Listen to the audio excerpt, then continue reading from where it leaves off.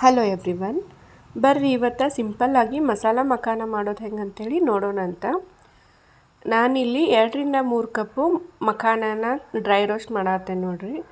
Minimum ಒಂದು 2 to 3 minutes dry roast ಮಾಡಲೇಬೇಕು, ಇಲ್ಲಾಂದ್ರೆ ಕ್ರಂಚಿನೆಸ್ ಫೀಲ್ ಬರೋಂಗಿಲ್ಲ, ಸಾಫ್ಟ್ ಆಗಿಬಿಡ್ತಾವು. ಇದಂತೂ ತುಂಬಾ ಆರೋಗ್ಯಕ್ಕೆ ಒಳ್ಳೆಯದು, ಮಕ್ಕಳಿಗಂತೂ ಒಳ್ಳೆಯದು. ಎಷ್ಟೊಂದು ಜನಕ್ಕೆ ಕ್ವೆಶನ್ಸ್ ಇರುತ್ತೆ, ಮಖಾನ ಅಂದರೆ ಏನು ಅಂತೇಳಿ. ಮಖಾನ ಅಂದರೆ ಕಮಲದ ಬೀಜಗಳು ನೋಡ್ರಿ.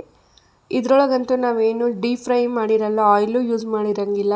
ಸಿಂಪಲ್ ರೆಸಿಪಿ ಮತ್ತು ಕ್ವಿಕ್ಕಾಗಿ ಆಗಿಬಿಡ್ತೈತಿ. ಸ್ನ್ಯಾಕ್ಸ್ ಏನಾದರೂ ಟ್ರಾವೆಲಿಂಗ್ ಹೋಗ್ತಿರ್ತಾರಂದ್ರೆ ಅಂಥವ್ರಿಗಂತೂ ಬೆಸ್ಟ್ ಇದು, ಯಾಕಂದ್ರೆ ಹೆಲ್ದಿ ಸ್ನ್ಯಾಕ್.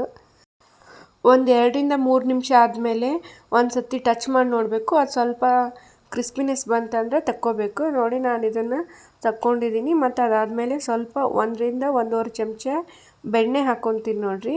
ಮತ್ತು ಬೆಣ್ಣೆ ಬಿಸಿ ಆಗೋಷ್ಟರೊಳಗೆ ಸ್ವಲ್ಪ ಖಾರ ಮತ್ತು ಉಪ್ಪು ಹಾಕ್ಕೊಂಡೇನಿ ನೋಡಿರಿ. ಖಾರ ಉಪ್ಪು ನೀವು ಟೇಸ್ಟ್ ನೋಡ್ಕೊಂಡು ಹಾಕ್ಕೋರಿ.